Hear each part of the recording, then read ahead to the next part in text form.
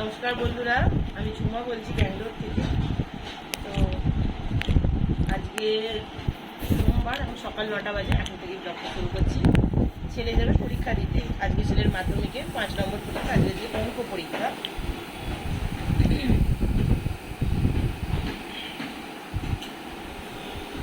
তো ছেলের জন্য আজকে বানিয়েছি আলু চচ্চড়ি আর মুড়ি সকালের নাস্তায়। কারণ গতকাল রবিবার ছিল, একটু অনেক রিচ খাওয়া হয়ে গেছিলো। তো সেই জন্য আজকে কোনো রুটি পরোটার দিকে যায়নি। এই মুড়ি খেয়ে ও বেরিয়ে যাবে, ওকে ওর একটা আঙ্কেল দিতে যাবে, আর আমি রান্নাবান্না করে ওকে আনতে যাব। তো পুরো ব্লগটার সাথে থাকুন, আশা করছি ভালো লাগবে। তো বাবু একদম রেডি হয়ে গেছে। আগেই বললাম আজকের অঙ্ক পরীক্ষা আছে, সেটাই একটু টেনশানের। অঙ্ক পরীক্ষা মানেই মা ছেলে দুজনের একটু টেনশান হয়ে যায়। তো ওই দিকে যাবে। আমি এখানে একটু গাছগুলো দেখছি। গাছগুলো কেন জানি না একটু কেমন, জবা গাছটা যখন কিনেছিলাম কি ভালো ছিল, কেমন হয়ে যাচ্ছে। একে একটু ওষুধপত্র করতে হবে আর কি, একটু দাবাই করতে হবে, দাবাই। ওই যে বাবু রেডি হয়ে গেছে, একদম রেডি, মানে গাড়িতে উঠে পড়েছে। এবার জাস্ট ওরা বেরিয়ে যাবে। আজকে আর ওর বাবার সময় হয়নি, ওর একটা আঙ্কেল ওকে দিতেই যাচ্ছে।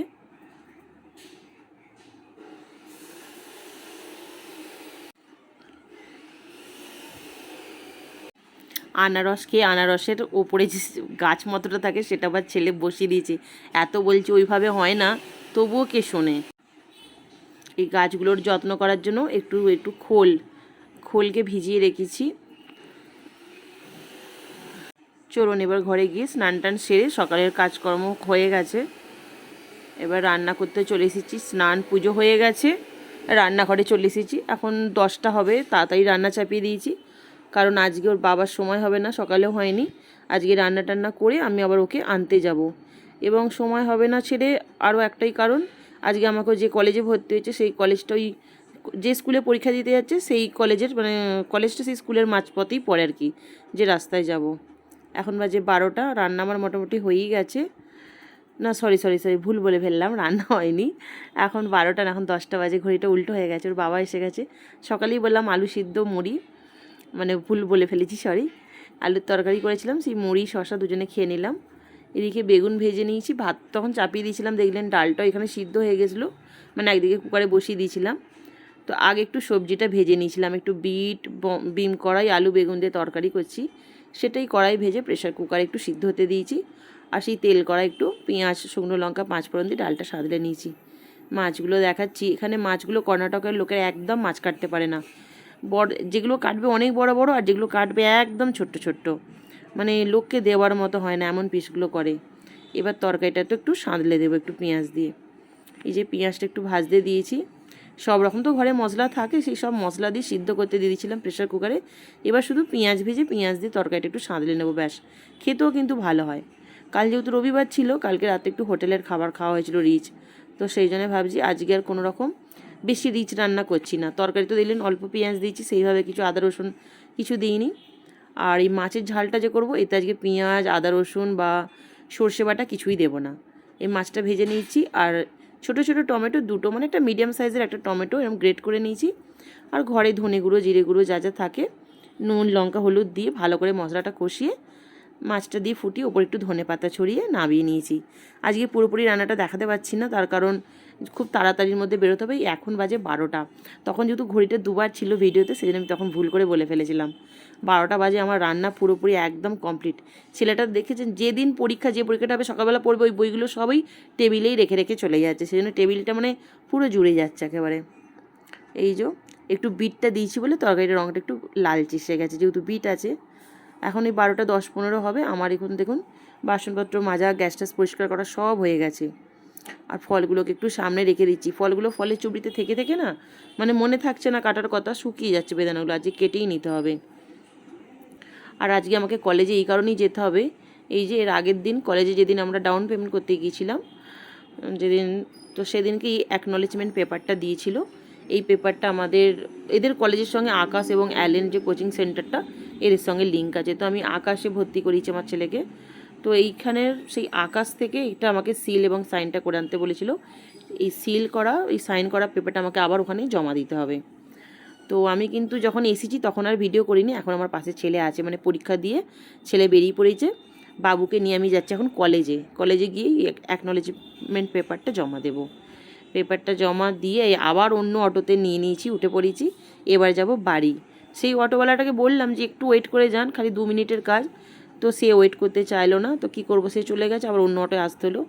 এখন বাজে ঘড়িতে 2:30, পুরো 2:30 বাজে। বাড়ি এসে গেছি। ওর বাবা তার মধ্যেই কখন এসেছিলো, ফিরে গেছে। পেঁয়াজ এনেছিল, যেহেতু দরজায় লক করা ছিল, তো পেঁয়াজটা বাইরে বারান্দাতেই রেখে চলে গিয়েছিল। সেই জন্যই পেঁয়াজটা আমি রেখে দিলাম রান্নাঘরে। ওর বাবাকে ফোন করে ডেকে নিয়েছি, ওর বাবা এসে গেছে, ভাত বেড়ে নিচ্ছি।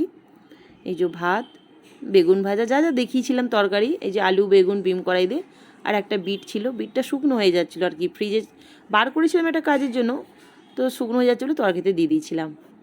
আর আমি বারবার বলছি এখন মার্চ মাস, কিন্তু ম্যাঙ্গালোরের মধ্যে ভালো গরম পড়ে গেছে। আর ওর বাবা একদম গরম সহ্য করতে পারে না। এই গরম পড়লেই একটু তরমুজের জুস, একটু এই মাস্কমেলন জুস, মানে এরকম হালকা মানে লিকুইড জাতীয়, বা বাটার মিল্ক বাড়িতে বলে বানাতে, মানে রোজের কিছু না কিছু হতেই থাকে। টক দই, এইসব জিনিসগুলো ওর বাবা খুব একটু পছন্দ করে। আর শরীরটা বাইরে রোদে তো সারাদিন ঘুরতে হয়, কষ্ট হয়, তো একটু এই ধরনের হালকা পাতলা খাবারগুলো খেলে ভালোও লাগে। গরমে তো বেশি খাবার, সলিড খাবার, ভারী খাবার খাওয়া যায় না। তো আমি এই মাস্কমেলনটা আজকে বানাবো পানাকা। এটা ঠিক জুস বলবো না, এটার পানাকা বানাবো। শরীরে গরমের দিনে শরীরটা খুব ঠান্ডা রাখে। এইটা কিন্তু রামনবমী স্পেশাল। রামনবমীর দিন আমাদের এখানে কর্ণাটকে এটা প্রত্যেকটা বাড়িতে বানানো হয়। এমনকি রাস্তাতে এক জায়গায় স্টল বসিয়ে এইরকম, মানে প্রত্যেকটা ব্যক্তিকে পথচারী, মানে পথে যেসব মানুষজন যাবে তাদের, বাস দাঁড় করিয়ে, গাড়ি দাঁড় করিয়ে সবাইকে সেদিন খাওয়ায় কিন্তু এই শরবতটা। তো আমিও শিখেছি, এখানে এসেই শিখেছি। তো মাস্কমেলনটা কেটে টুকরো টুকরো করে মিক্সির জারে দিয়ে দিয়েছি। এবার এতে আমাকে দিতে হয় একটু এলাচের গুঁড়ো। এলাচের খোলাটা দেবো না, এলাচের ভিতরে যে দানাটা আছে সেই দানাটা শুধু আমি নেব। এলাচের খোলাটা কিন্তু ফেলিনি, এলাচের খোলাটা চায়ের ডিপেতে রেখে দিয়েছি। তাতে কি হয়, চায়ের মধ্যে একটা সুন্দর এলাইচির একটা গন্ধ এসে যায়। পরে সেই চাটা দিয়ে চা করলে বেশ ভালো লাগে। একটু আদা দিয়ে দিয়েছি, আদার টুকরো, একটু দিয়ে দিলাম কালো লবণ, মানে বিট লবণ বা ব্ল্যাক সল্ট। আর এতে আমি দিচ্ছি 4 থেকে 5 চামচ মতো গুড়, খুব বেশি দেবো না। আর এতে দিলাম গোলমরিচের গুঁড়ো, বেশ অনেকটা পরিমাণেই দিলাম, 1 চামচ ভরে দিয়েছি একদম। এখানে চাইলে আপনারা চিনিও দিতে পারেন, কিন্তু আমি, ওর বাবা যেহেতু সুগার, তো মিষ্টিটা আমাদের খুব কমই ইউজ করি, আমরা খুব কমই খাই মিষ্টি জাতীয় জিনিস, তো সেই জন্য আমি একটু গুড়টাই ইউজ করি যখন খাই। এবার সব কিছু দিয়ে একটু জল দিয়ে খুব ভালো করে ব্লেন্ড করে নিয়েছি। নিয়ে এবার এটাকে আমরা খুব ভালো করে ছেঁকে নিতে হবে। আর এতে আপনারা যখন করবেন, এতে একটু লেবু দিলে, পাতি লেবুর রস দিলে আরও ভালো হয়। কিন্তু আজকে বাড়িতে আমার ঘরে একটুও লেবু নেই, মানে একটা লেবু অনেক পুড়িয়ে গেছে। তোলোটা দেখি কতটা বেরোচ্ছে। এটা এখনো জল মিক্স করতে হবে, এটা অনেক পুরো পাতলা হবে। পাতি লেবুর রসটা দিলে খেতে এটা আরও ভালো হয়, একটু মিষ্টি মিষ্টি টক টক ব্যাপারটা থাকে তো। আর যেহেতু গরমকালের সময়, আর এতে আপনারা চাইলে বরফ কুচি দিতে পারেন, বরফের টুকরো, কিন্তু আমি বরফ দেবো না। আমি এখানে এই যে ঠান্ডা একদম ফ্রিজে রাখা চিল্ড ওয়াটার আছে, ঠান্ডা জল, সেই ঠান্ডা জলটা আমি দেবো। তো বন্ধুরা দেখুন, এটা এখনো এতটা ঘন আছে, তো এটা যেহেতু একটা শরবতের মতো হচ্ছে, পুরো পাতলা হবে কিন্তু। এটা কিন্তু একদম ঠান্ডা জল, ফ্রিজের ঠান্ডা জল।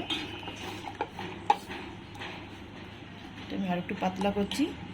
বারবার বলছি আপনারা কিন্তু একটু এতে লেবুর রস দেবেন, এতে একটু বারবার বলছি পাতি লেবুর রস দেবেন, তাহলে জিনিসটা একদম মারাত্মক হয়ে যায়।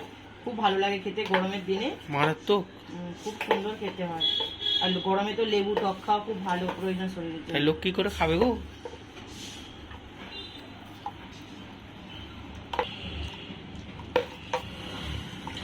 এইরকম পাতলা হয়েছে, আর এর বেশি পাতলা করবো না আমি।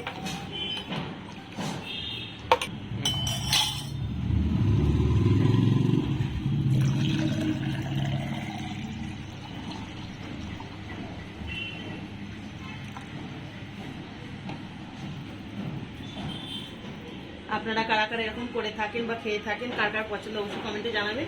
আর কেউ যদি এটা এখনো পর্যন্ত না বানিয়ে থাকেন, একবার অবশ্যই বানাবেন, এবং বানাবার পর খেয়ে দেখে আমাকে বলবেন যে কেমন লাগলো, ঠিক আছে? যদি ভালো লাগে থাকে লাইক শেয়ার সাবস্ক্রাইব করে দেবেন। দেখার জন্য অসংখ্য ধন্যবাদ। আজকের মতো ব্লগটা এখানেই শেষ করলাম। দেখার জন্য অনেক অনেক ধন্যবাদ।